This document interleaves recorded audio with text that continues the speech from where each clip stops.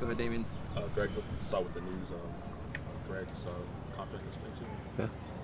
I guess first question is why now? There's been a lot of rumors, talks out there when it starts. That might get a different direction. Yeah, no, this started over drinks at the MLS Cup after party back in December, right? So we knew that this is the direction we wanted to go in. And then as far as why it took so long, I think the first part was that Greg was really selfless in putting the team above himself. We knew we had a lot of work to do in a short amount of time. And so he said, look, I want to get the team settled first and then make sure that we have the group that we need to have, and then I'll worry about my stuff. And then his agent's a real pain in the ass. And so a lot of going back and forth and small language changes and all that. But that was sort of the second part of the delay. So obviously the season hasn't started the way any of us wanted to, but I think it's pretty clear that this decision reflects our faith in Greg, and we're not being reactionary to results that I think are not remotely entirely Greg's fault, right? So there's been a lot of adversity we've faced, and the start of the season is on me as much as anybody else, and so but Greg's pedigree, his way of working, our relationship is really strong, and I'm have no doubt that we'll be right where we expect to be and where our fans expect us to be in the years to come. Just quickly, just your thoughts on how things have gone. There's no doubt guys are missing, guys are gone. It's like you don't have a good match. Yeah, no doubt. It has been a record-setting year to start, not in the way we want. Look, there's a lot of things. And I know I've talked a lot about roster rules, and I don't say it to be defensive, but I think it's a reality of our league, right? If you're going to lose a DP and another high-earning player, it makes it really difficult. And to not have Gabe and Joe together for an extended period of time. We've had injuries to Mickey, to Maya, to Mauricio Cuevas. We lost the game without giving up a shot. I mean, it's kind of like anything that can go wrong has gone wrong. And again, we don't run from that. But I think when you look at the underlying performances, there's been some positives there. And I actually thought that the way we responded on Wednesday night in Philly, especially in the first half, after a game like Saturday night in New York, shows the quality that this group has, right? And we're still bringing on a lot of young guys who are still adjusting, and so we knew it was going to be bumpy. We didn't think it was going to be this bumpy, but we're always looking forward. We got a huge game, a chance to right the ship and rewrite the narrative on Sunday. So we're looking forward to that. Anybody else? We'll transition to Zoom. Let's go ahead with Kevin Baxter. Go ahead, Kevin. Hey, Will, thanks for your time. Hey, Kevin. I have a question, and then I'm going to have a follow-up depending on your answer. Well, not depending on your answer, after your answer. The first question is, I had been led to believe that, you just mentioned that contract talk started after the MLS Cup in December. I had been led to believe that there was a long goal of 6 weeks or more where the two sides really weren't making any progress. I don't even know if you guys were even talking. Was that never accurate? Was it just a consistent negotiation, or were there some long periods of silence along the way?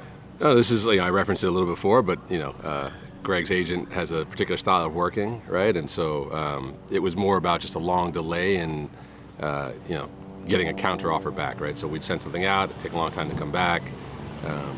But again, I think there wasn't as much pressure on all parties because we knew this is where we wanted to get to. Obviously, we felt the pressure of the results, but when we shook hands in December, right, we always knew that we were going to try and get this done. So I think that delay wasn't indicative of a desire to not get it done, but just a sort of way of operating. And so the follow-up then would be, so you make this handshake agreement in December, and all of a sudden things aren't going really well. Was there ever a time when you stepped back and said, how lucky for us that we haven't signed this deal yet, maybe we're going to rethink this a little bit, or the terms of the deal or whatever?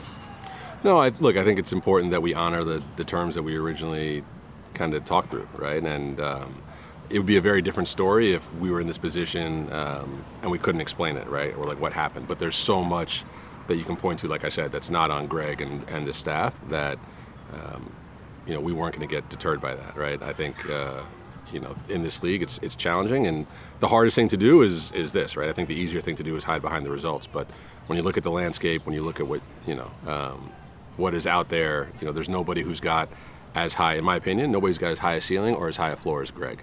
And so, while we're not happy about where we are in the season, I think this is definitely the right choice. Thank you. Go ahead, Paul. Hey, Will. Obviously, I think like this would be kind of considered unprecedented in a lot of global soccer, global football, and I think fairly also probably in other American pro sports. Was there ever consideration on kind of pausing and waiting to see how things work themselves out, even with the the injuries and everything, just to see like is now the time to do a long-term extension, just considering the results?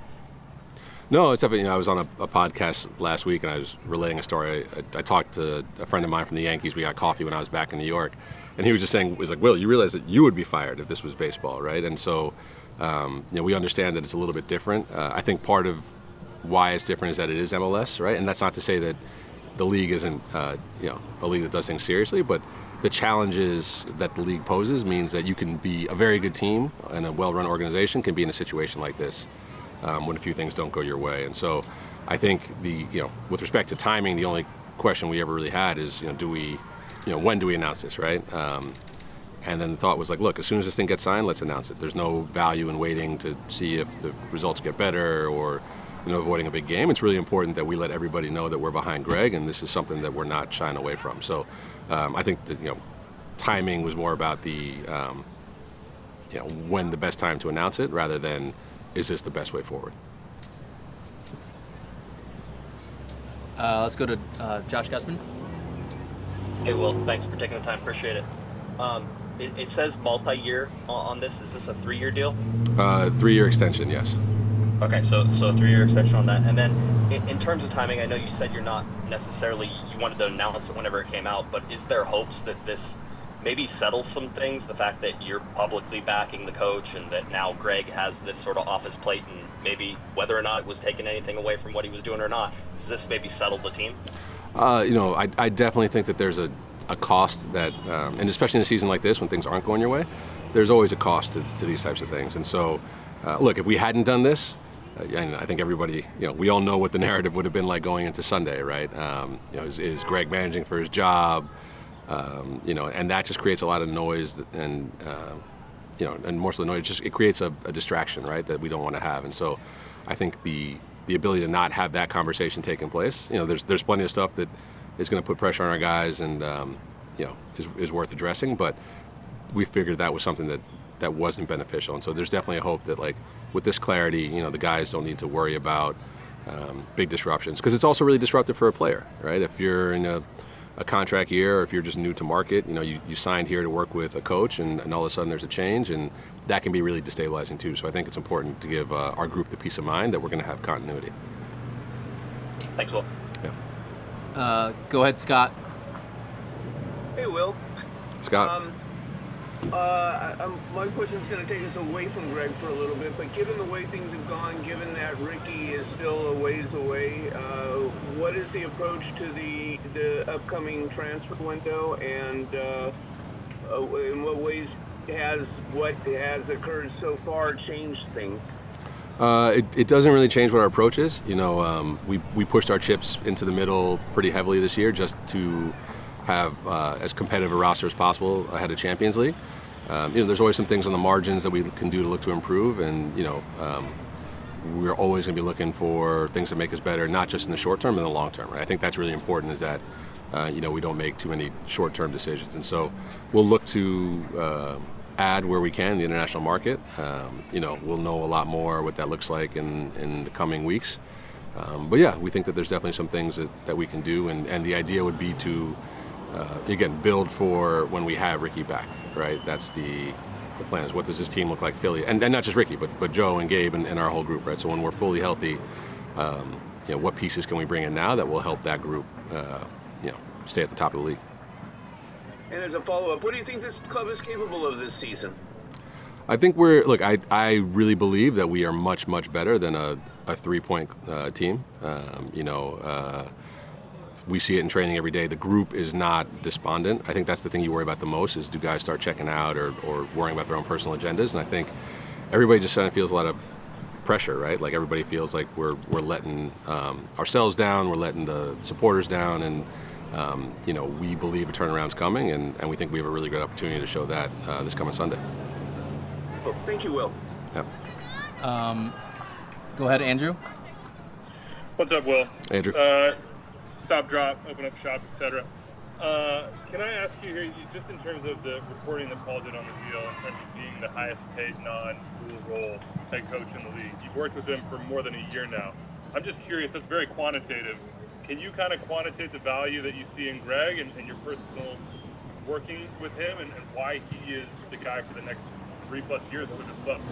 Yeah, I mean, look, my history with Greg goes back to my, I think, 3rd or 4th week at the MLS League office 11 years ago when I went to Toronto to visit Tim Bezbatchenko, and Greg was the, I think, academy director at the time, right? So I've known Greg for a long time, basically my entire time in MLS, and every time we've crossed paths, whether it was on opposing sides or when I was first came here to the Galaxy and was working with Greg, he's a process guy, he's a vision guy, he's very clear with what he wants from his team in terms of how we want to play. That doesn't mean it's easy for guys to sort of adapt to, so it is a sophisticated style. But I said it before, I think Greg brings both the highest floor and the highest ceiling of any MLS battle-tested coach, right? And look, you're talking about a guy with the highest winning percentage in MLS playoff history who just won a cup with us. And look, I've gotten some flowers, but the reality is Greg came when things were at an all-time low, and since he's been here, we've all seen the turnaround.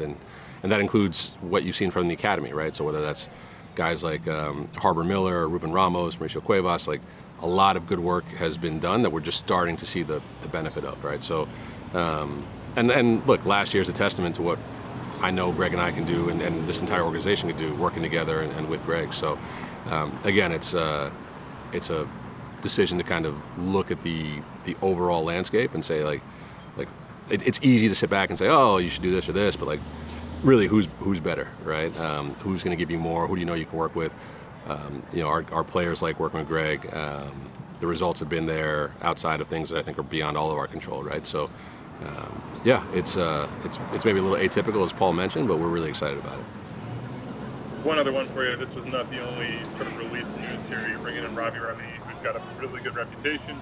I just am curious how you think he helps you in particular, and what your vision is for these next few years in terms of what this front office should be doing and how they do it in terms of process.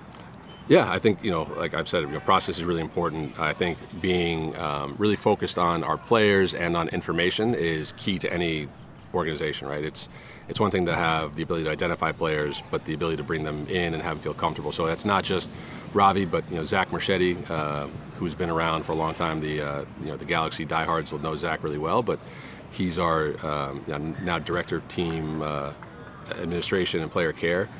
Zach's given his all to the club for a long time. His job is making sure that when players come to market, that they feel comfortable, right? That their families can get everything they need: cars, doctors, phones, whatever it is, and make sure our players can just worry about what's happening on the field. And Zach will now have the ability to build out his department, which we think will help us operate more efficiently. We've got Janino, another club legend, who's obviously done really good work with Gabriel and this year with Nascimento, but he's joining me as a senior advisor to the GM. Juni's got experience as a player who came from Brazil to the Galaxy.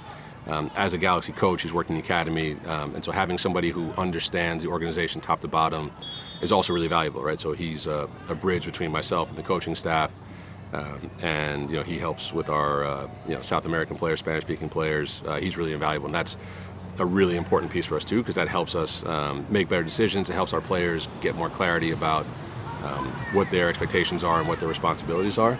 And then adding Ravi, I'd say Ravi's best in class, but I tell him too. Like, I think his wife Sarah's probably best in class, but Ravi's as good as you can get in the analytics space. His time at the Sounders was sort of an unprecedented run of success. He's got a background in sports science also, so he helps with Jim Liston's group and Tom Williams and Adam Watterson and kind of making sure that we're using our physical data, our GPS data efficiently. And he's also got excellent, player identification chops. Right? He's got really good models. He knows how to use data. He knows sort of what the best data sources are. He's done a really good job already working with AEG's global partnership to create something for us, like a database that we've just never had here. And quite frankly, we've needed for a long time. And so, having Ravi joining Mikkel, who does more of the kind of qualitative scouting, I think puts us in a really, really strong position going forward.